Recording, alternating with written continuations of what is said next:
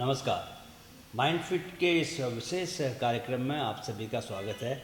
आज हमारे साथ ब्रह्मा कुमारी राजयोग सेंटर मुंबई की सिस्टर दीपा हमारे साथ हैं। सिस्टर दीपा के बारे में मैं बताना चाहता हूँ कि वो पिछले 32 वर्षों से इस सेंटर से जुड़ी हुई हैं और न सिर्फ वो इस सेंटर से जुड़ी हैं बल्कि देश के विभिन्न सेंटर्स पे जाके उन्होंने आम जनता को अपने सात्विक विचारों से लाभान्वित किया है और उनकी चेतना को परिष्कृत करने का कार्य बहुत बखूबी से वो कर रही हैं। आज माइंड फिट के साथ वे अपने विचारों को साझा करेंगी और हम कोशिश करेंगे कि अपने सभी श्रोताओं को, अपने सभी दर्शकों के जीवन को इस तरह से प्रभावित करें कि कल से ही या इस क्षण से ही उनका जीवन जो है वो एक बहुत पॉजिटिविटी से भरा हुआ जीवन हो। दीदी बहुत बहुत नमस्कार। शांति। दीदी मैं ये चाहता हूँ कि सबसे पहले हम बातचीत शुरू करने से पहले क्या हम एक ऐसा प्रयत्न करके देख सकते हैं कि जहाँ मैं अपने मन से और आप अपने मन से ऐसे मन में एक भाव लेके आएँ कि जो भी श्रोता, जो भी दर्शक हमको देख रहे हैं, सुन रहे हैं, उनके सुनने और देखने से उनके जीवन में बहुत सकारात्मक बदलाव आए।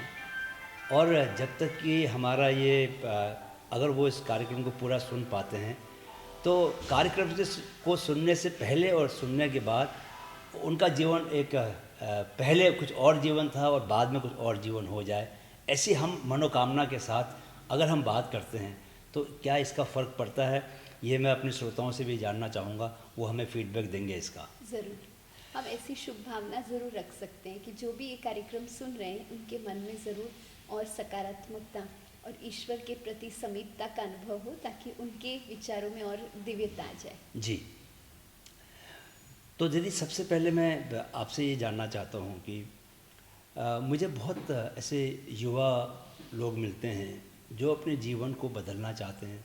उनको लगता है कि उन्हें जीवन में कुछ अच्छा करना चाहिए, लेकिन वो अपनी आदतों के कारण और चूँकि वो उस तरह से संकल्प लेके जीवन नहीं जी पा रहे होते, इसके लिए वो एक कुचक्र में फंसे रहते हैं। आदत अच्छी नहीं है, उसकी वजह से जीवन में कुछ अच्छे फल नहीं मिलते और एक गोल गोल वो घूम रहे होते हैं। तो उससे कई बार वो मुझे भी पूछते हैं कि इससे कैसे बाहर निकलें। तो मैं आपसे जानना चाहता हूँ कि ऐसे युवा किस तरह से एक संकल्प लेके अपने जीवन को बेहतर रास्ते पर ले जा सकते हैं और जो वो जीवन में बनना चाहते हैं उसको वो सच साबित कर सकते हैं।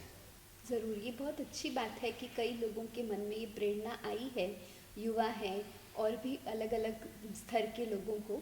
तो हम देखते हैं कि कोई भी परिवर्तन जो हम अपने आप में लाना चाहते हैं उसके लिए दो बातें चाहिए। एक समझ, हमें क्या सोचना है, कैसे दिशा देना है अपने विचारों को, लेकिन साथ साथ शक्ति, क्योंकि मुझे लगता है समझ आ भी जाती है कि हमें ये नहीं सोचना और ये सोचना है, लेकिन आज मन के पास वो शक्ति नहीं है। तो एक कहीं ना कहीं जैसे आपने बताया कि एक आदत हो गई है मन को चिंता करने की, ज़्यादा सोचने की, और सारा दिन अगर हम देखें तो जो जानकारी हमारे अंदर हम समा रहे हैं, जिसको हम कंटेंट कह रहे हैं, उसमें बहुत सारी बातें हमें मीडिया से प्राप्त होती हैं, लेकिन वो अच्छी बातों को हम ज़्यादा ग्रहण करें और जो दूसरी बातें हैं उनको एक सिर्फ समाचार के रूप में सुने, लेकिन उनकी कोई भी नकारात्मकता को अपने अंदर न समाएं। वो एक समझ जो है, वो एक जिसको हम कहेंगे एक युक्ति जीवन में हमें ज़रूर धारण करनी है। तो हम रोज़ अपने मन के विचारों को सकारात्मक बनाने के लिए आध्यात्मिक ज्ञान की समझ अपने मन को देना है। वो कंटेंट जो है, वो पॉजिटिव इनपुट्स जो है, वो हमें अपने आप को देना है। और फिर साथ साथ हम देखते हैं कि जैसे जैसे ये ज्ञान की समझ हमें प्राप्त होगी तो हम जब एक्सपेरिमेंट करना चाहेंगे कि चलो हम अभी ये नेगेटिव नहीं सोचेंगे, हम अच्छा सोचेंगे, लेकिन मन को अभ्यास नहीं है तो मन थोड़ा समय वो अच्छे विचारों में जाएगा, लेकिन जैसे हमने कहा कि क्योंकि अभ्यास है नेगेटिव सोचने का, फिर उसमें वो चला जाता है। तो फिर हम थोड़ा मेडिटेशन के अभ्यास से धीरे धीरे मन को एक सूक्ष्म रूप में ट्रेनिंग देते हैं। जैसे आज मन को नेगेटिव, आपने जो कहा, संस्कारों के वश होने का अभ्यास है, अब धीरे धीरे हम ज्ञान की समझ से महसूस करते हैं कि ये जो स्वभाव है, गुस्सा करना या कोई भी नकारात्मक बातें, वो मेरा ओरिजिनल स्वभाव नहीं है, क्योंकि हमें सुख नहीं दे रहा है, हमें खुशी नहीं दे रहा है। तो मेरा ओरिजिनल स्वभाव कौन सा है, जो ईश्वर ने मुझे दिया है, तो उसकी ज्ञान की समझ और फिर धीरे धीरे मेडिटेशन की प्रैक्टिस से मन को हम एक ट्रेनिंग दे देते हैं, प्रशिक्षण देते हैं कि वो उसी ओरिजिनल निज गुणों के आधार से संकल्प करता जाए। तो जैसे जैसे आदत होती जाएगी, एक ध्यान हम अपना अटेंशन अपने ऊपर रखेंगे और उसका अभ्यास करते जाएंगे, तो हमें उसके बहुत सुंदर अनुभव होते जाएंगे। फिर हम देखते हैं कि मन को बहुत अंतर से खुशी होगी, वो अच्छा सोचकर अच्छी रिजल्ट प्राप्त करने के अनुभव करता जाएगा। दीदी, इस बात को अगर हम जैसे जो जो युवा एग्ज़ाम्स की तैयारी कर रहे हैं, 10th के बच्चे हैं या 12th के बच्चे हैं या 12th के बाद कॉलेज में चले गए और कॉम्पिटिटिव एग्ज़ाम्स की तैयारी कर रहे हैं, उन लोगों को जैसे बहुत एक कंटिन्यूस एक एंजाइटी के स्टेट में रहते हैं, तो उनको दिनचर्या के स्तर पर क्या कुछ ऐसा कर सकते हैं जिसकी वजह से कि वो उनको सफलता मिलना लगभग जैसे तय हो जाए? जी, हम देखते हैं कि स्पेशली हम बहुत समय से भारत में और अलग अलग स्थानों पर भी हम देखते हैं कि कई लोग सुबह उठकर पढ़ते हैं और उन्होंने अपने अनुभव में देखा है कि उनकी जो शक्ति, ग्रहण शक्ति, वो सुबह बहुत अच्छी होती है। तो उस समय का वातावरण हम देखते हैं कि ब्रह्म मुहूर्त का समय होता है, शांति का वाइब्रेशन होता है। जो भी जागरूक लोग हैं या तो भक्ति के लिए हैं या पढ़ाई के लिए, इसलिए नेगेटिव विचारों का वातावरण नहीं होता है। तो उस समय हमारी मन बुद्धि की ग्रहण शक्ति बहुत अच्छी होती है। तो अगर पढ़ाई कर रहे हैं और वो सुबह उठकर पढ़ें, रात्रि को जल्दी सोएं और सुबह उठकर पढ़ें, तो वो ग्रास्पिंग कैपेबिलिटी बहुत अच्छी होती है। तो जैसे कहा जाता है, दिन में जब थका हुआ मन और बुद्धि रहती है तो उसमें जो 2 घंटा लगेगा, सुबह उठकर हम आधे 1 घंटे के अंदर वो पढ़ाई पूरी कर सकते हैं। दूसरा, हम देखते हैं कि सारे दिन में पढ़ने में बीच बीच में 1 मिनट का एक ब्रेक लेना बहुत ज़रूरी है, क्योंकि कई बार हम वही बात पढ़ रहे हैं और मन थोड़ा सा अगर चिंतित है कि ये शायद समझ में नहीं आ रहा, ये मुझे याद रहेगा नहीं, तो वो स्ट्रेस के कारण हमारा मन अंदर से थक जाता है। तो अगर हर घंटे या 2 घंटे हम 1 मिनट के लिए उनको उस किताबों से, उस पढ़ाई से थोड़ा सा मन को न्यारा करके अपने स्व के साथ बैठकर एक शुद्ध संकल्प अपने आप को दें, रिलैक्स करें, उस शांति की अनुभूति में 1 ही मिनट 60 सेकेंड्स या 30 सेकेंड्स भी ले जाएं, तो मन रिफ़्रेश हो जाता है, लाइट हो जाता है। फिर उसके बाद जब हम पढ़ाई पढ़ेंगे तो बहुत अच्छा लाइट हो जाता है मन। और फिर ऐसे हम सारे दिन में बीच बीच में थोड़ा ब्रेक देकर हम रात्रि को जल्दी सोकर और सुबह उठते हैं। दूसरा, हम देखते हैं कि एक एफर्मेशंस का बहुत प्रभाव पड़ता है। कहा जाता है कि संकल्प से सृष्टि क्रिएट होती, तो जो हम सोचते हैं वैसा बनते जाते हैं। तो जो हमें सब्जेक्ट पढ़ रहे हैं, तो सुबह सुबह हम ये एफर्मेशंस जरूर करें और सारे दिन में भी हम जो भी एक्टिविटीज़ कर रहे हैं, पानी पी रहे हैं, भोजन कर रहे हैं, उस समय ये एफर्मेशन जरूर रखें कि ये मेरा सब्जेक्ट बहुत अच्छा है, इस सब्जेक्ट में मेरी पढ़ाई बहुत अच्छी चल रही है, इस सब्जेक्ट में मेरे बहुत अच्छे मार्क्स होंगे, परमात्मा ने मुझे सफलता का वरदान दे दिया है। तो ऐसे जब हम सकारात्मक संकल्प करके वो पढ़ाई पढ़ेंगे तो उसमें बहुत एनर्जी होती है। तो सोने के पहले विशेष करके, आज मेरी पढ़ाई बहुत अच्छी हुई, कल भी मैं अच्छी तरह पढ़ूंगा, ये मुझे सब कुछ याद रहेगा, मैं एग्ज़ाम बहुत अच्छी तरह दे सकूंगा। तो वो सबकॉन्शियस माइंड, क्योंकि जब हम सोते हैं तो हमारा जागृत मन सुषुप्त हो जाता है और फिर सुषुप्त मन जो है, सबकॉन्शियस माइंड जागृत हो जाता है। तो सारी रात जैसे वही संकल्प जो है कि मेरी पढ़ाई बहुत अच्छी हुई है, मेरे पढ़ाई के वजह से मुझे बहुत अच्छे एग्ज़ाम में मार्क्स मिलेंगे, मेरे बहुत अच्छी तरह से मेरे एग्ज़ाम चलेंगे और मैं बहुत सफल रहूँगा। तो वो ऑटोमेटिकली वो शुद्ध संकल्प होने से जब हम सुबह जागृत होते हैं तो वही शुद्ध संकल्प हमारा पहला मन में जागृत होता है। तो हम बहुत अच्छी नींद भी कर सकते हैं बिकॉज हम रिलैक्स्ड हैं, क्वालिटी ऑफ स्लीप अच्छी है, तो सुबह उठकर फ्रेश माइंड से जब हम पढ़ाई के लिए, एग्ज़ाम के लिए जाएंगे तो भी बहुत अच्छा। और सुबह उठकर ही वो शुद्ध संकल्प जागृत होगा, मेरी पढ़ाई अच्छी हुई है, मेरे मार्क्स अच्छे आएंगे, तो वो बहुत प्रभावित होगा उससे। दीदी, बहुत अच्छा है कि जितने भी विद्यार्थी और युवा इसको कार्यक्रम को सुन रहे हैं और वो लोग जो भी चाहते हैं उसमें उनको सफलता ज़रूर मिले, अगर वो आपकी बातों के हिसाब से चलेंगे और सुबह ब्रह्म मुहूर्त में उठ के पढ़ाई करेंगे, रात को समय पर सो जाएंगे और पर्याप्त नींद लेंगे, तो ये सब उनको शक्ति देगा और ये शक्ति उनको सफलता दिलवाएगी। लेकिन दीदी, अगर हम वास्तविकता देखें जी। तो अगर 100 बच्चे हैं, परीक्षाएं दे रहे हैं, किसी एक लक्ष्य को पाना चाहते हैं, तो 10 बच्चे उसको पा भी लेते हैं, तो 90 बच्चे उसको प्राप्त नहीं कर पाते और वो किसी चीज़ को न पाने की वजह से उनके मन में बहुत डिप्रेशन में चले जाते हैं। जी। तो ऐसे बच्चों के लिए, ऐसे लोगों के लिए आप क्या कहना चाहेंगी? तो जैसे अगर उन्होंने कोई परीक्षा के लिए बहुत मेहनत की लेकिन वो परीक्षा में उनके मार्क्स अच्छे नहीं आए, तो वो बच्चे को अपने आप के साथ बैठना है या कोई भी अपने जो कोई गाइड जिसको भी वो एक मेंटोर के रूप में समझता है और समझना है कि अगर वो समझता है कि इस पढ़ाई में इस समय ये एग्ज़ाम की पढ़ाई में मेरा पूरा मैंने टाइम और एनर्जी इन्वेस्ट नहीं किया है, मैं थोड़ा और नेक्स्ट टाइम इसकी तैयारी करके अच्छे मार्क्स लूँ तो बहुत अच्छा, तो फिर वो नेक्स्ट टाइम तैयार हो सकता है। या उसे लगता है मैंने बेस्ट किया लेकिन फिर भी मुझे इसमें रिजल्ट नहीं मिली, तो शायद ये क्षेत्र में मैं अपने 100% नहीं दे पा रहा हूँ लेकिन कोई और क्षेत्र हो सकता है, तो वो अपने मन को फिर ओपन कर दे कि ठीक है ये एरिया में मैंने सक्सेस नहीं प्राप्त किया लेकिन बहुत सारे एरियाज़ हैं, शायद मुझे दूसरा कोई और इंटरेस्ट का एरिया हो, कोई करियर काउंसलर के पास जाए, मेंटोर के पास। तो हमने देखा है कि कोई एक क्षेत्र में व्यक्ति जब नहीं सफल होता है, एक दरवाज़ा बंद होता है तो बहुत सारे और दरवाजे खुल जाते हैं। तो जैसे ही उसका मन कोई और क्षेत्र में जहाँ उसकी क्षमता है और जहाँ उसका इंटरेस्ट है वहाँ वो देखना शुरू करता है, वहाँ वो एक्सप्लोर करता है, तो बहुत सारी और चीज़ें खुल जाती हैं। तो हम देखते हैं कि ये ज़रूरी नहीं है कि आज जो आपने प्रयास किया और जहाँ आपको पहुँचना है वहाँ आप नहीं पहुँचे, मन आप असफल नहीं है। आपने ट्राई किया, एक्सप्लोर किया, आपका एक्सपीरियंस रहा, अब आप समझते हैं कि यहाँ मैं आगे नहीं बढ़ सकता हूँ, let's do something else, let's explore something else, दूसरा एक अनुभव करें, वहाँ प्रयास करें, प्रयोग करें। तो फिर हम देखते हैं कि बचपन में ही अगर हम युवा में ही 2-3 ऐसे प्रयोग कर लेते हैं और उसमें कहीं एक हमें पाथवे मिल जाता है तो दैट्स इट, हमें बहुत सारे अनुभव मिल गए। भले हमने 1-2 साल उसमें बिताया भी लेकिन वो 1-2 साल में हमने एक्सपीरियंस कितना अच्छा प्राप्त किया। जी, इसमें एक बात यह है कि अगर स्वभाव के बारे में अगर पता चल जाए कि हमारा स्वभाव क्या है, हमारी वृत्ति क्या है, और हम स्वभाव और वृत्ति के मुताबिक क्षेत्र का चयन करें तो शायद सफलता मिलना बिल्कुल तय, लगभग तय ही हो जाए। जी। तो दीदी, लेकिन इसके अलावा क्या है कि एक सवाल मैं आपसे ये पूछना चाहता हूँ कि क्या आपको लगता है कि ये संभव है कि हम हमेशा एक ब्लिसफुल स्टेट में बने रहें और जो भी काम कर रहे हैं पूरा काम मन लगा के करें, कभी भी हमारे मन में ऐसे उदासी या निराशा की भावना ना आए? क्या आपको लगता है कि ऐसा संभव है, या अगर नहीं संभव है तो क्या हम ऐसा कर सकते हैं जिसकी वजह से ये संभव हो सके? जी, हम ज़रूर लक्ष्य ज़रूर रखेंगे कि हम ऐसे ब्लिसफुल स्टेट ऑफ माइंड में रहकर सारा दिन कारोबार कर सकें। और आज अगर हम देखते हैं कि कोई बात हमें अफेक्ट करती है तो हम, कोई बात नहीं, अगर अफेक्ट हुई भी वो बात से तो हम अपने आप के साथ बैठकर ईश्वर की याद में ईश्वर से बातचीत करते हैं कि देखिए ये बात ने हमें अफेक्ट किया लेकिन हम जानते हैं कि this is not the and, हम इसमें आगे बढ़ सकते हैं, इससे क्या हमने सीखा, ये परिस्थिति पे हमने क्या सीखा।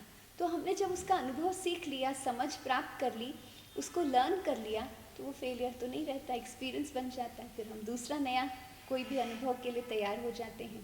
तो फिर हम देखते हैं कि कोई भी परिस्थिति जहाँ हमारे मन को कहीं ना कहीं परेशानी या स्ट्रेस या नेगेटिव फीलिंग्स आती है तो उससे सीख कर हम आगे बढ़ते हैं। दूसरा, हम मेडिटेशन में परमात्मा के साथ शेयर करते हैं और कहा भी जाता है कि जिसके साथ हम बातचीत करते हैं, टाइम स्पेंड करते हैं, उसकी ऊर्जा हमें प्रभावित करती है। तो ऑटोमेटिकली जब हम ईश्वर के साथ बातचीत कर रहे हैं, वो हमारा मित्र है, खुदा दोस्त, तो हम जब अपने दिल की बात उसको शेयर करते हैं तो उसकी जो सकारात्मक ऊर्जा है, उसकी जो शांति की शक्ति है, जो धीरज की शक्ति है, वो हमें प्राप्त हो जाती है और फिर हम अपने मन को पुनः उस शांति, उस शक्ति और सकारात्मकता, उस उमंग उत्साह में ले आ सकते हैं। तो ज़रूर बीच बीच में हमारी अवस्था ऊपर नीचे होती है जब बाहर की परिस्थितियाँ या हमारे जीवन की कोई बातें, विघ्न हमें परेशान करते हैं या आते हैं, लेकिन धीरे धीरे जैसे अभ्यास होता जाता है कि ये तो एक पेपर है, जैसे एग्ज़ाम में पेपर आता है, क्वेश्चन आता है, जवाब देकर आगे पढ़ना है, वैसे ये छोटे छोटे हमें पेपर्स आ रहे हैं, हमें इससे सीख कर आगे बढ़ना है। धीरे धीरे जैसे ही आध्यात्मिकता की समझ हमारे अंदर समाती जाती है, मेडिटेशन से हमारा मनोबल, हमारा स्पिरिचुअल इम्यून सिस्टम स्ट्रांग हो जाता है, फिर वो बातें हमें अफेक्ट नहीं करती हैं। फिर धीरे धीरे जैसे आपने कहा कि वो आनंद की मनोस्थिति में रहकर हर कार्य करना सहज भी लगता है, संभव भी लगता है। दीदी, एक चुनौती हमारे सामने ये आती है कि आप तो एक आध्यात्मिकता के रास्ते पर घोषित तौर पे हैं, लेकिन जो लोग डीपली गृहस्थ आश्रम में हैं और संसार का जीवन जी रहे हैं, तो सांसारिक उठापटक के बीच में रहते हैं, तो उनमें से बहुत लोगों को आध्यात्मिकता की ये वाली जो जीवन शैली है वो उनको रास नहीं आती। जी। उन्हें नौकरी के लिए निकलना है, बस पकड़नी है, लोकल में जो ट्रेन में धक्के खाने होते हैं उस तरह के धक्के खाने हैं, वो लोग कैसे अपने को उन तकलीफ़ों से, मानसिक तकलीफ़ों से बाहर निकालें? जी, वास्तव में आध्यात्मिकता की परिभाषा है स्वयं को जानना। अध्यात्म अर्थात स्पिरिचुअलिटी अर्थात स्व को जानना और स्व की अनुभूति के साथ, स्व की शक्ति के साथ दैनिक कार्य करना। तो स्पिरिचुअलिटी माना हम आत्मा के ओरिजिनल गुण और शक्तियाँ जो है उसको यूज़ करते हुए दैनिक कर्म करें और संबंध में आए। तो अगर हम कारोबार कर रहे हैं तो उसमें हम एकाग्रता से कार्य कर सकते हैं, उमंग उत्साह से कार्य कर सकते हैं, वो है स्पिरिचुअलिटी। अगर हम संबंध में आ रहे हैं अपने कलीग्स के साथ तो उनके प्रति आदर भाव रखें, संगठन की शक्ति से कार्य करें, वो है स्पिरिचुअलिटी। पेरेंट हैं तो एक लविंग मदर बने, एक कंपैशनेट मदर बने, अंडरस्टैंडिंग हो। अगर फादर हैं तो हम एक फॉरगिविंग फादर बने। तो जो भी गुण और शक्तियों को हम अपने जो रोल, जो कारोबार में यूज़ कर रहे हैं और उससे हम एक सकारात्मक वातावरण और एक क्वालिटी, एक अनुभव प्राप्त कर रहे हैं स्वयं भी और औरों को, वो स्पिरिचुअलिटी है। तो स्पिरिचुअलिटी माना कोई दैनिक जीवन से दूर नहीं है, क्योंकि स्पिरिचुअलिटी आत्मा की शक्ति हमें दैनिक जीवन में यूज़ करना है।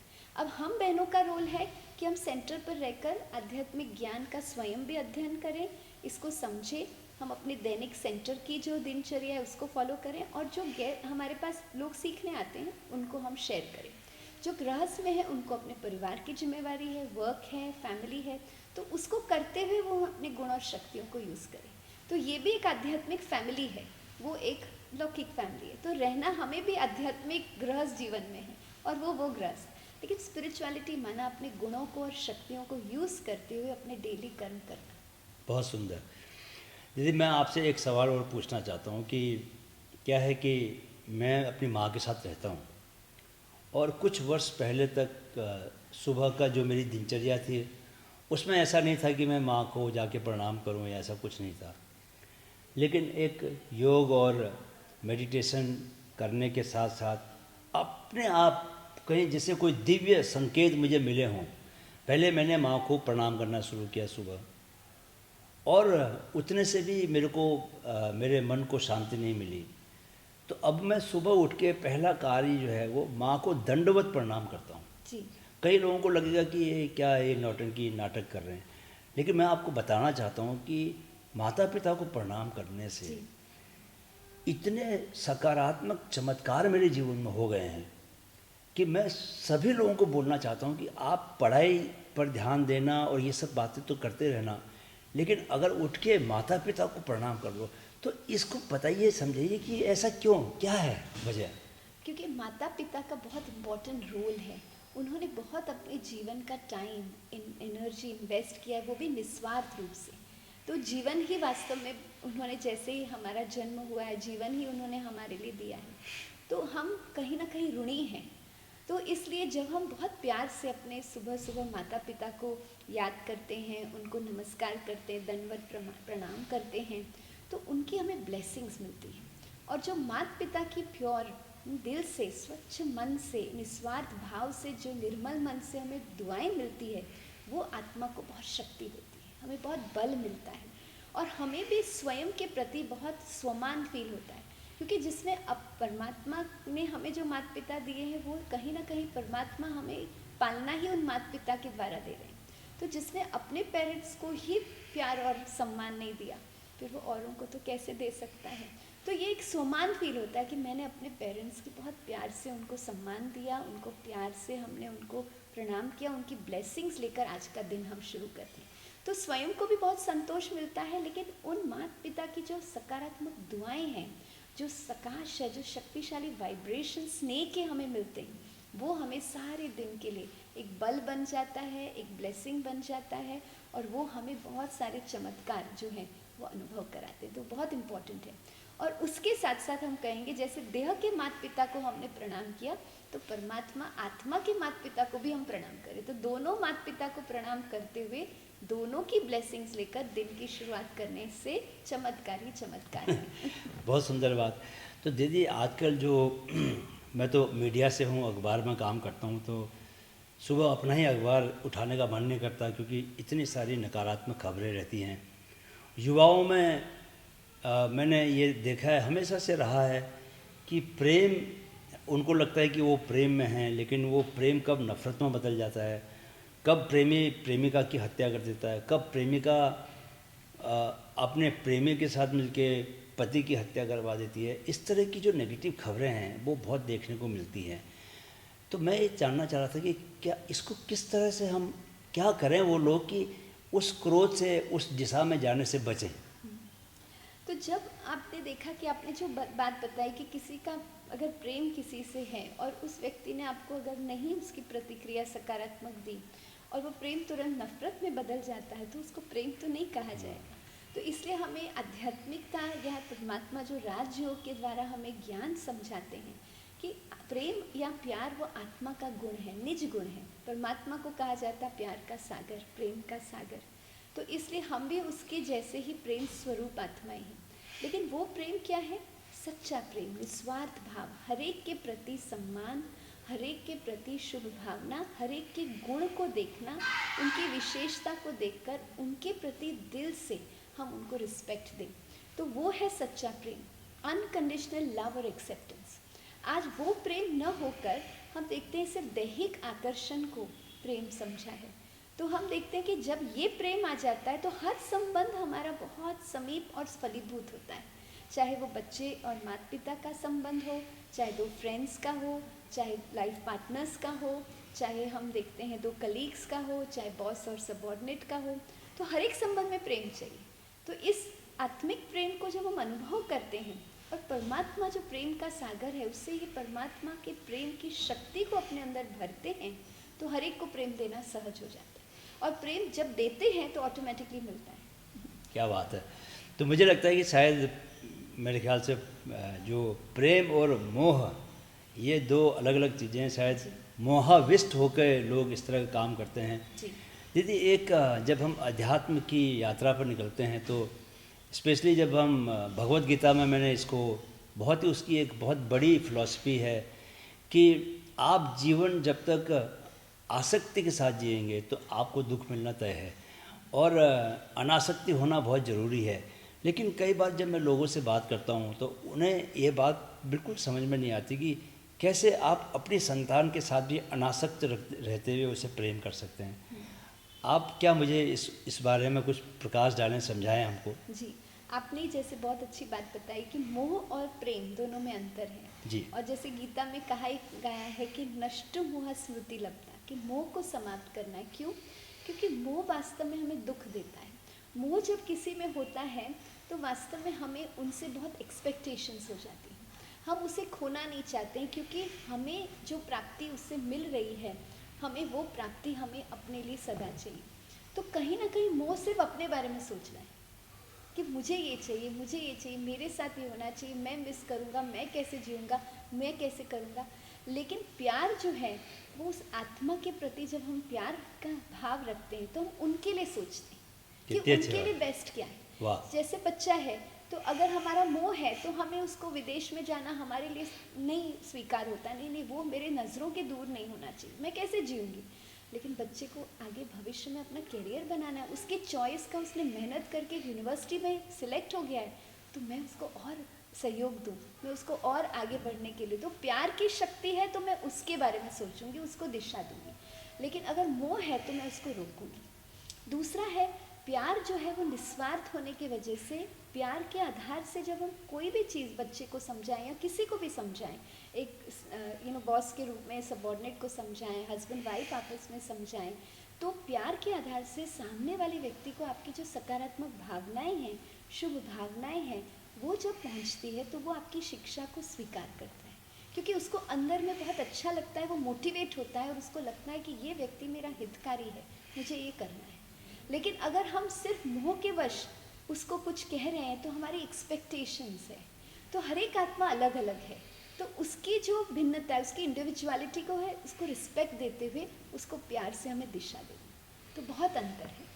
बहुत सुंदर बात दीदी।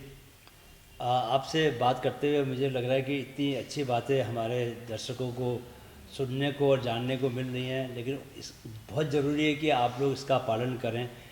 दीदी, मुझे 2 दिन पहले एक व्यक्ति मिले जो कनाडा से आए थे और उन्होंने मुझे कहा कि वहाँ पर मैं 4 बजे सुबह उठ जाता हूँ और हम 4 AM क्लब के मेंबर हैं और पूरी दुनिया में ऐसे हम अरबपति बना रहे हैं कि जो लोग सुबह 4 बजे उठ जाते हैं। तो कई बार मैं जीवन में देखता हूँ कि लोग पैसा कमाने के लिए दिन रात भाग रहे हैं और परेशान हो रहे हैं मेंटली फिजिकली, लेकिन ये जो सुबह उठने का और पैसा कमाने का आपस में कनेक्शन है, लोग इसको समझ नहीं पाते। तो सुबह 4 बजे उठने से ऐसी क्या शक्ति मिलती है कि आप बहुत समृद्धशाली भी बन सकते हो, धनवान भी बन सकते हैं? सुबह 4 बजे या उससे भी पहले कभी अगर हम ब्रह्म मुहूर्त में उठते हैं तो उस समय बाह्य रूप से वातावरण भी हमें बहुत सहयोग देता है, क्योंकि ब्रह्म मुहूर्त में प्रकृति भी बहुत शांत होती है। अगर हम वाइब्रेशंस के हिसाब से देखें तो बहुत शांति के, जैसे मैंने कहा, भक्ति के वाइब्रेशंस होते हैं, पढ़ाई के होते हैं। अगर हम उस रूप से अगर ऑक्सीजन देखें तो उस समय ऑक्सीजन का भी लेयर बहुत अच्छा होता है। आवाज़ देखें तो वो भी बहुत शांत रहता है। अपने कारोबार के हिसाब से देखें तो जो एक्टिव कारोबार है अभी तक शुरू नहीं हुआ है, तो हमारे लिए वो समय है, तो कंप्लीट टाइम हम अपने आप के साथ बिता सकते हैं। दूसरा, उस समय उस शांति की अनुभूति में हम परमात्मा से कनेक्ट करना, उसकी वेवलेंथ के अनुसार अपने आप को कनेक्ट करना सहज हो जाता है। तो जैसे हमारी बुद्धि उस बुद्धिवानों की बुद्धि से कनेक्ट कर लेती है तो उसकी बहुत सारी गाइडेंस हमें मिलती है, जिसको हम इंट्यूशन कहते हैं, प्रेरणा कहते हैं, अंतर प्रेरणा। तो फिर हम थोड़ा समय अपने आप को पहले स्पिरिचुअली, आध्यात्मिक रूप में सशक्त करते हैं, जैसे आत्मा की बैटरी को चार्ज करते हैं, परमात्मा से वो शांति, शक्ति, खुशी, सुख को अनुभव करते हुए, और उसके बाद हमारे थोड़े समय के मेडिटेशन के बाद जो सारे दिन का कार्य है उसको हम सहज रूप में प्लान करते हैं। और फिर जिनसे भी सारा दिन हम मिलने वाले हैं, क्योंकि हमारे पास समय है, साइलेंस है, तो जिसके पास भी हम मिलने वाले हैं, सारा दिन मीटिंग करने वाले हैं, तो उन सबको हम मन की आँखों से परमात्मा के समीप देखकर उनको सकारात्मक ऊर्जा भेजते हैं कि आज उनका भी दिन बहुत अच्छा हो, हमारा उनके साथ जब संपर्क हो तो वो मीटिंग भी हमारी बहुत फलीभूत हो, उनको भी सारा दिन परमात्मा की सुरक्षा और शांति का अनुभव हो। तो वो सकारात्मक ऊर्जा आपने पहले से भेजी, जब एक्चुअल मीटिंग दिन में होगी तो आपका जो कनेक्शन होगा उसमें बहुत पॉजिटिविटी होगी। दूसरा, हम देखते हैं कि आपने वो मीटिंग के लिए प्रिपेयर कर लिया, क्योंकि आप साइलेंस में है, कुछ अगर आपका मिस हुआ है, ध्यान नहीं दिया है कल आपने, तो वो भी ध्यान में आ जाता है, बहुत शांति से आप प्रिपेयर कर सकते हैं। फिर हम देखते हैं कि उसके बाद आप थोड़ा अपने स्वास्थ्य के लिए भी एक्सरसाइज आदि कर सकते हैं। तो ये फुल टाइम जो है करीब 7-8 बजे तक आपका अपने लिए हो जाता है। तो आप अपने आप को मन से, भावनाओं से भी पूरा सशक्त कर लेते हैं, एक्सरसाइज भी कर लेते हैं। आपने सारे दिन की दिनचर्या में जो लोगों से मिलना है उनको भी आपने सकारात्मक वाइब्रेशन भेज दिया है, तो यू आर कम्प्लीटली प्रिपेयर्ड। तो फिर सारे दिन में बहुत सहज ही आप जो रिजल्ट चाहते हैं, आप जो कार्य करना चाहते हैं, वो बहुत ईजी आप कर सकते हैं, हैसल्ड नहीं रहेंगे आप। और जो आपकी investment of time and energy है वो थोड़े में आपको रिजल्ट ज़्यादा मिलेगी। तो वो जो कम्युनिकेशन आपने थॉट लेवल पर उन सभी लोगों से सारे दिन में किया, जो कार्य होने वाले उसके प्रति भी आपने जो सकारात्मक ऊर्जा भेज दी है, वो ऑटोमेटिकली सारा दिन कार्य करेगी। आपको रिजल्ट भी जो है वो इजी महसूस होगी और समय बहुत बच जाएगा। बाय द टाइम आप इवनिंग है, आपका सारा काम वाइंड अप हो गया है, आप जल्दी आप घर में जाके टाइम परिवार के साथ बिता सकते हैं, आप अपना रिलैक्स हो सकते हैं, रात्रि को जल्दी सो सकते हैं। तो मॉर्निंग टाइम में बहुत कम समय में बहुत ज़्यादा काम कर सकते हैं। मेडिटेशन के बाद आपके पास स्टिल 2-3 घंटे बच जाएंगे जो आपके लिए, खुद के लिए। तो जब हर एक व्यक्ति ने जब अपने आप को सक्षम बना दिया मन से, आध्यात्मिक रूप से, शरीर से, तो automatically we are prepared for the day. हम बहुत रिलैक्स होकर अपना सारा काम कर सकते हैं। तो ये मेरे ख्याल से यही वजह है कि जो दुनिया की बड़ी बड़ी कंपनीज के सीईओज हैं, उनमें ये फैशन अब शुरू हो गया है कि सुबह 4 बजे उठना है। तो हम अपने श्रोताओं, दर्शकों को ये भी बताएं कि अगर वो ब्रह्म मुहूर्त में उठना चाहते हैं तो उनको रात में क्या करना पड़ेगा। क्योंकि दीदी, मैंने ये देखा है कि कई बार मैं आजकल बिना अलार्म लगाए भी सुबह उठ जाता हूँ, क्योंकि मैं रात को सोने से पहले ऐसे मन में संकल्प लेता हूँ कि 4 बजे मेरी नींद खुल जाए। और एक देखिए, ये भी चमत्कार हो जाता है कि जितने बजे मैं सोच के सोता हूँ कि मुझे इतने बजे उठना है, उसके 5 मिनट पहले मेरी नींद खुल जाती है। जी। तो ये कैसे होता है? क्योंकि कहीं ना कहीं एक मन का बॉडी क्लॉक रहता है। जी। तो हमने रात्रि को जब जल्दी भी सोए हैं और हमने थोड़ा सा मेडिटेशन या अच्छे विचारों से हमने अपने दिन की का एंडिंग किया हुआ है, हमने अगर परमात्मा को याद करके अपना सब कुछ सौंप दिया है तो बहुत रिलैक्स हो जाते हैं। तो हम बहुत जल्दी अल्फा स्टेट में आ जाते हैं। जो नींद की हमारी क्वालिटी है बहुत अच्छी हो जाती है, क्योंकि जो हमारे बीटा स्टेट, जो सारा दिन कारोबार में हमारे विचार चलते हैं तो ब्रेन एक्टिविटी बीटा में होती है। तो दीदी उससे ये ना बहुत- देखो अल्फा बीटा एक बार हमारे दर्शकों को समझा दीजिए, क्या है ये अल्फा सो बीटा? सारा दिन कारोबार में जब हम रहते हैं, वर्क ओरिएंटेड सिचुएशंस होती हैं, बातें बहुत होती है, तो हमारी ब्रेन एक्टिविटी थोड़ा फास्ट रहती है। तो उस समय वो बीटा वेव्स कहते हैं।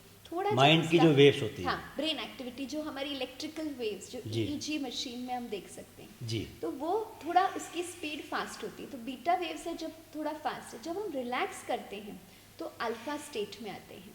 अच्छा। और इसलिए कई बार मेडिटेशन से ये अल्फा स्टेट ऑफ माइंड ऐसे जुड़ा हुआ है, कई बुक्स भी इस पर निकली जी। हुई है। तो अल्फा माना रिलैक्स। जैसे हम नींद हमें आने वाली है, तो नींद के पहले जैसे कभी वो रिलैक्स फीलिंग होता है, अभी बस डिस्कनेक्ट होकर अभी बस हम सो जाएं, जी। वो तभी हम अल्फा स्टेट में आ गए। आओ। ऐसे ही मेडिटेशन के द्वारा हम सारा दिन जागृत होकर भी अल्फा स्टेट में रह सकते हैं। अच्छा। अब अल्फा स्टेट के बाद नींद में जब आप चले जाते हैं अल्फा स्टेट में, उसके बाद फिर आपको थीटा और फिर बहुत गहरी नींद जिसको हम कहते हैं वो डेल्टा वेव्स में हम चले जाते हैं, जिसको हम गहरी नींद कहते हैं। जब कहा जाता है कि व्यक्ति को एक स्थान से दूसरे स्थान पे ले जाओ तो पता उसको नहीं पता लगा। नहीं। कुंभकर्ण वाली नींद। हाँ, वो नींद जो बहुत गहरी है, जो एक्चुअली इस शरीर को बहुत आवश्यक है, क्योंकि ब्रेन के सारे हमारे जो नर्व्स हैं, सेल्स हैं, उसको रिजुविनेट करना है, उसको सशक्त करना है। सो तो डेल्टा, उस समय डेल्टा, थीटा, अल्फा एंड और बीटा। फिर बीटा। तो सारा दिन तो हम बीटा में रहते हैं, नींद में हमें अल्फा में जाना है।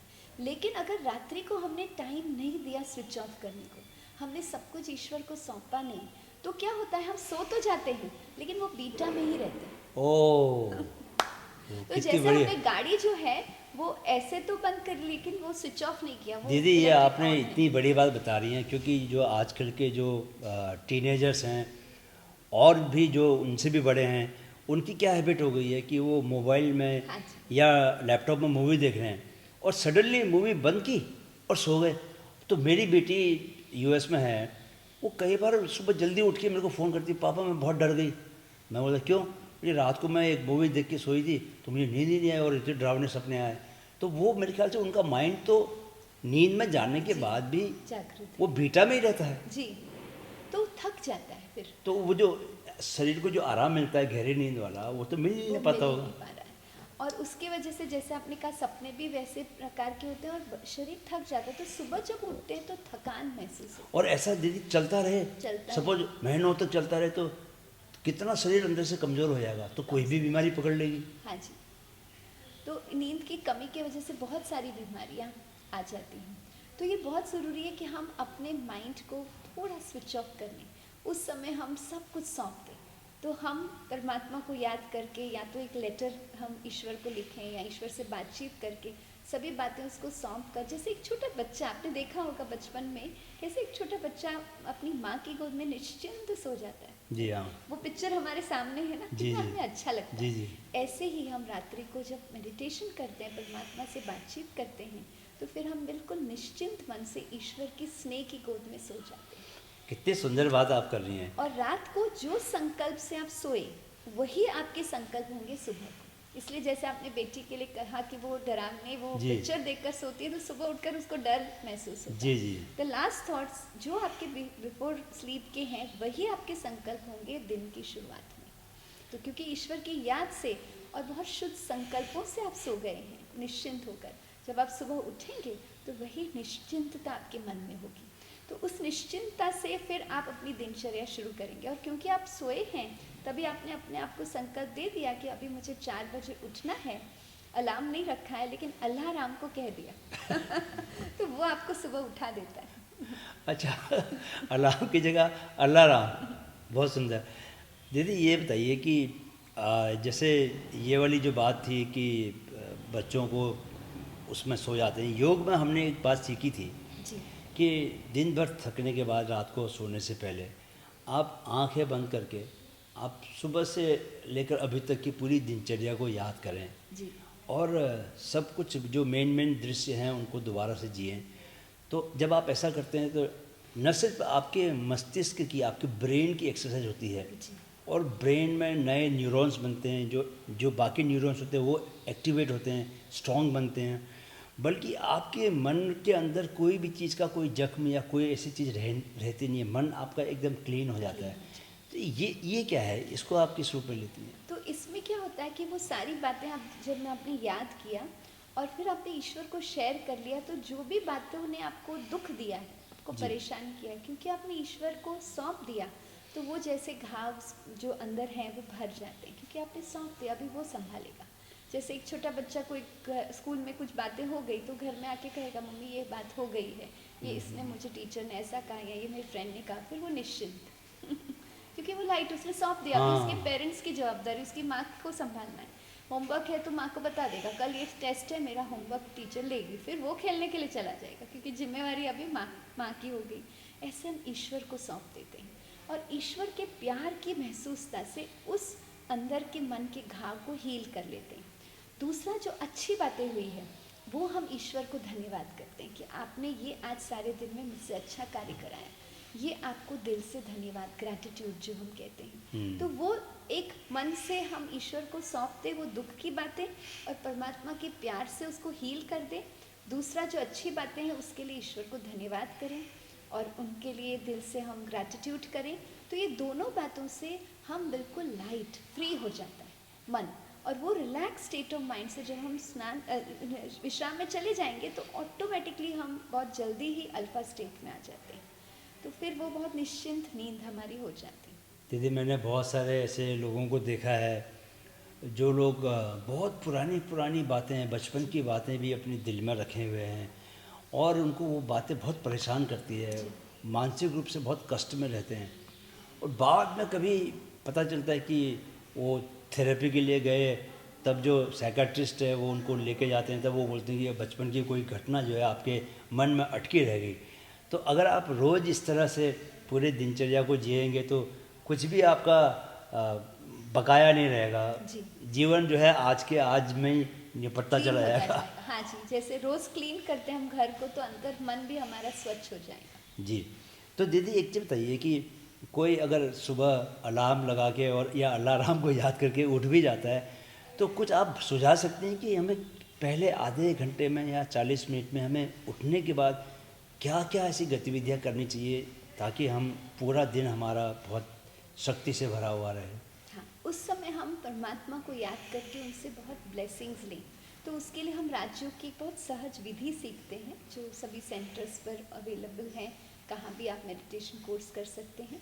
तो उससे हम वो मेडिटेशन के लिए थोड़े समय के लिए परमात्मा से मन बुद्धि को जोड़कर उनसे बहुत सारे प्यार और शक्ति और ब्लेसिंग्स को अपने अंदर भरते हैं।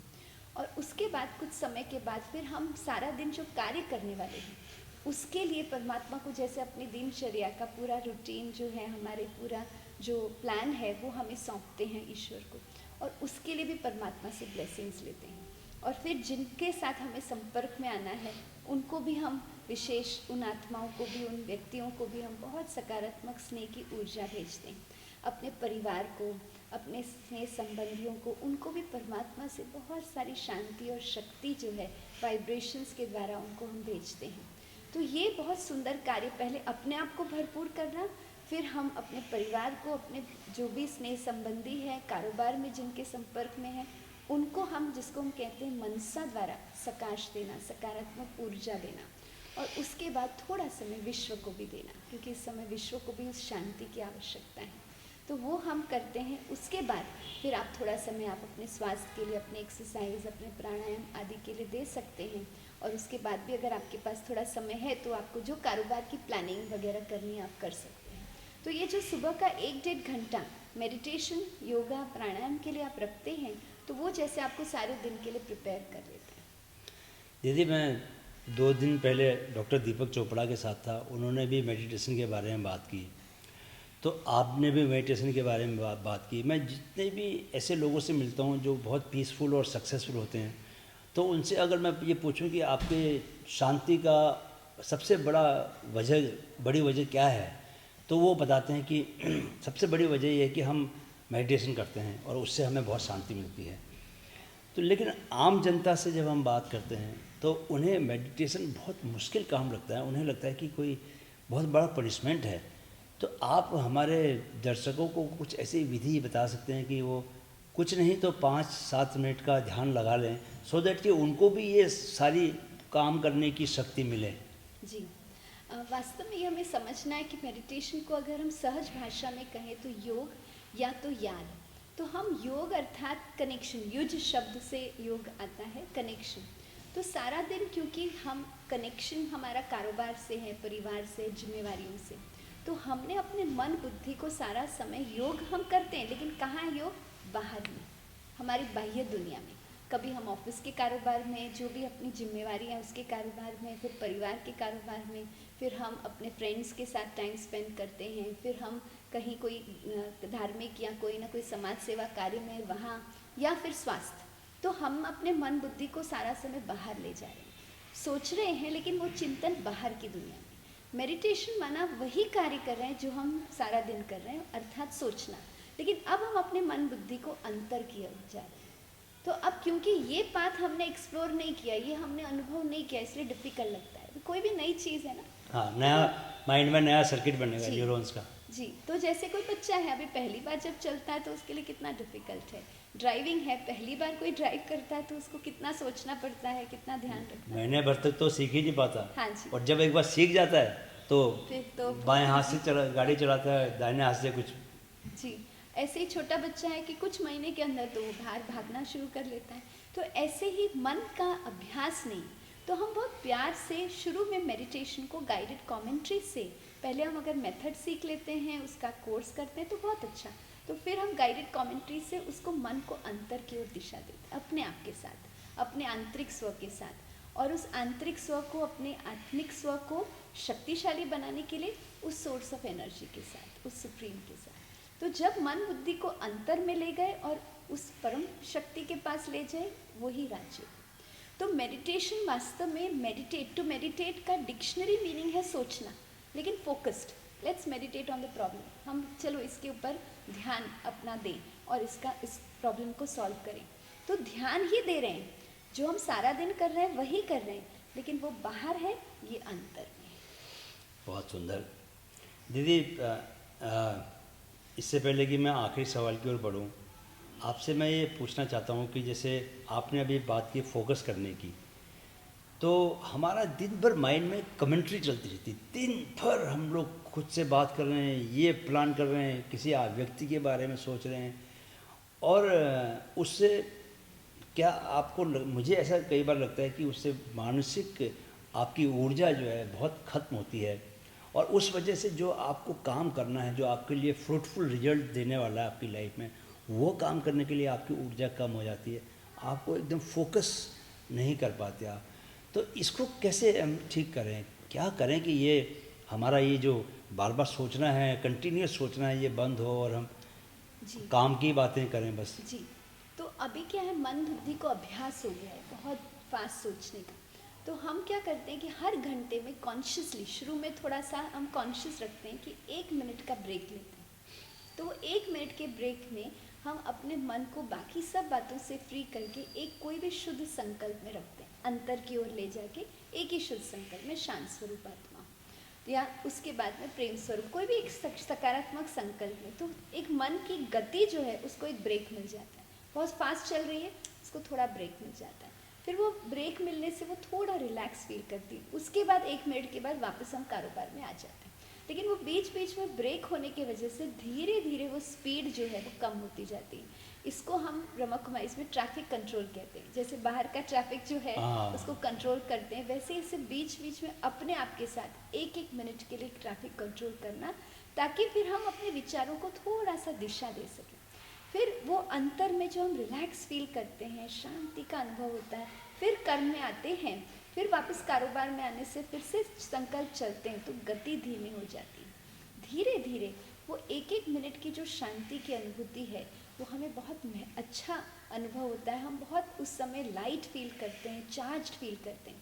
तो फिर वो बीच में जब हमें समय मिलता है तो हम 2-3 मिनट बैठते हैं, मेडिटेशन सुबह तो हमने किया, शाम को हम 2-3 मिनट बैठते हैं, कोई कारोबार हमें करना है उसके पहले हम 2-3 मिनट बैठते हैं। धीरे धीरे जैसे ऐसे साइलेंट ब्रेक्स हम लेते जाएंगे तो हमारे सारे दिन के विचारों की गति अपने आप धीमी हो जाएगी और हमें अनुभव होगा कि शांति को अनुभव करने से कार्य सहज हो जाता है।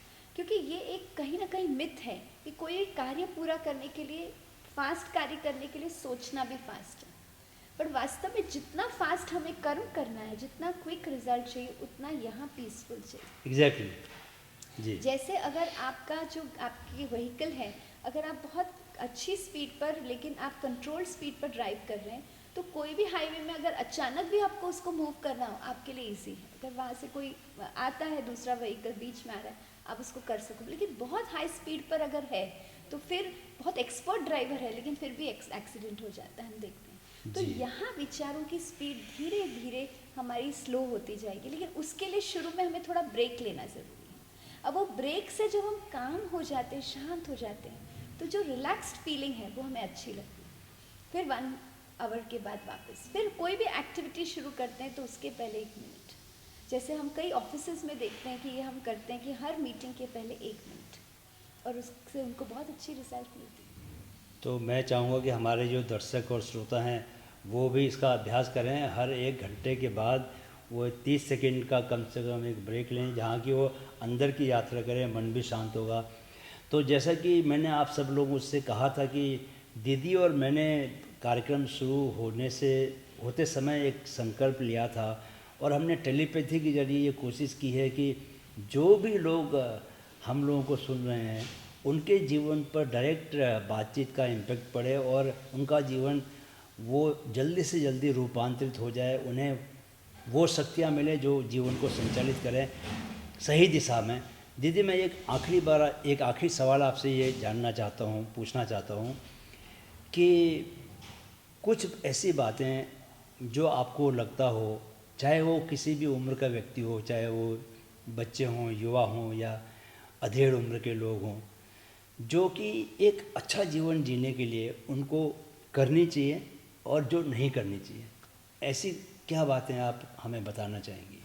तो हमें देखना है कि हमें सारी अपनी दिनचर्या जो है उसमें हमें अपनी दिनचर्या को इस रूप से सेट करना है। जैसे हमने देखा कि सुबह हम जितना हो सके जल्दी उठें, रात्रि को जल्दी सोएं। हम जो भोजन कर रहे हैं वो हमारा हेल्दी हो, क्योंकि शरीर भी हमारे लिए भगवान का एक बहुत सुंदर गिफ्ट है, उसकी हमें संभाल करनी है, उसके लिए थोड़ा एक्सरसाइज करें। दूसरा है बहुत महत्वपूर्ण हमारी सोच। तो हमारे विचार जो है अपने प्रति, हमारे परिवार के प्रति, हमारे कारोबार के प्रति हमेशा सकारात्मक हो, हमेशा समाधान की दिशा में हो, और हम देखते हैं कि हर परिस्थिति में हो। तो जब हर परिस्थिति में हमारी वो सोच शुभ होगी, शुद्ध होगी, सकारात्मक होगी, समाधान की दिशा में होगी, तो ऑटोमेटिकली वो सकारात्मक ऊर्जा हम अपने परिवार को दे रहे हैं, कारोबार को दे रहे हैं, स्वयं को दे रहे हैं, अपने जो स्थान पर हम रह रहे हैं घर में दे रहे हैं या कार्य क्षेत्र में दे रहे हैं। तो उससे हमें बहुत सुंदर रिजल्ट मिलेगा। तो हम अपने विचारों से ही अपने वातावरण को बहुत सुंदर प्रभावित कर सकेंगे। तो ये हम अपने विचारों का ज़रूर ध्यान रखते हैं। दूसरा, हम देखते हैं कि जीवन में जो परिस्थितियाँ हमारे सामने आ रही हैं वो कहीं ना कहीं कोई रिजल्ट है, कोई हमारे अपने ही कर्म का। जैसे कहा जाता है कि जो भी हमारे सामने बातें हैं वो हमारे लिए कहीं ना कहीं हम उसके लिए जिम्मेवार हैं। तो वो आध्यात्मिक अगर प्रिंसिपल हम समझ लेते हैं कि चलो जो भी बातें हैं उसका कोई ना कोई हमारा कार्मिक कनेक्शन है, तो अब हम समाधान करें। अब हम उसको बहुत अच्छी तरह से स्वीकार करके उस परिस्थिति को, चाहे स्वास्थ्य की कोई परिस्थिति है, चाहे संबंध की है, चाहे फाइनेंशियल कोई है, चाहे ऑफिस के कारोबार में कुछ है, टारगेट से जुड़ा हुआ कुछ भी है, तो उसको स्वीकार करके परमात्मा की याद से, उसकी शक्ति के साथ से हम उसका समाधान करें। और रोज़ रात्रि को हम कुछ समय जरूर स्पेंड करें जहाँ हम परमात्मा को याद करके दिल से उसको धन्यवाद करें। हम दिल से उसके साथ बहुत अपनी दिल की बातें शेयर करें, जो भी सारे दिन की बातें उसको सौंप दें, निश्चिंत होकर उनकी याद में रहें। तो सारा दिन जब हम वो 1-1 मिनट, जैसे भाई साहब ने बताया कि 1-1 मिनट हम स्पेंड करते हैं अपने साथ, तो हम अपने माइंड को रिलैक्स करते हैं, साथ में ईश्वर के साथ बातचीत करते हैं। तो हम देखते हैं कि सारा दिन जब परमात्मा के साथ का अनुभव होता है तो उसकी ऊर्जा हमें रिचार्ज करती है, तो सारा दिन ईजी हो जाता है। अभी समय है कि लाइफ को हमें और इजी बनानी है, क्योंकि बहुत सारे स्ट्रेसेस और कॉम्प्लिकेशंस ऑलरेडी हैं, हमें कुछ नया अभी क्रिएट नहीं करना है। तो इसलिए अपने संकल्पों का और अपनी दैनिक जीवन में हम हर परिस्थिति में कैसे सहजता से सॉल्व करें, हर रिलेशनशिप को हम बहुत प्यार से, मिठास से उसको हील करें, ये ध्यान हम जरूर देंगे, तो हमारा जीवन औरों के लिए भी एक इंस्पिरेशन बन जाएगा। दीदी, मैं ये कहना चाहता हूँ अपने सभी माइंडफिट के श्रोताओं और दर्शकों की ओर से कि आज आपने जो हमें बातें बताई हैं वो एकदम जगाने वाली बातें हैं, वो रोशनी की ओर लेके जाने वाली बातें हैं और बहुत व्यवहारिक बातें हैं। सबसे अच्छी बात यह है उसे अगर व्यवहार में लाया जाए तो ही हमारा जीवन को लाभ होगा। सुनने में सिर्फ अच्छे लगेगी, अगर आप सुनेंगे तो अच्छा लगेगा निसंदेह, लेकिन वो जो अगर आपको जीवन में उसके फूल खिलाने हैं तो उस कहीं ना कहीं व्यवहार में लाना होगा। दीदी, हम भविष्य में भी इसी तरह आपसे बातचीत करने के अवसर तलाशते रहेंगे और आपको यूँ ही परेशान करते रहेंगे। आज हमसे बातचीत के लिए समय निकालने के लिए माइंडफिट आपका दिल से बहुत बहुत धन्यवाद देता है। ओम शांति। ओम शांति। ओम शांति।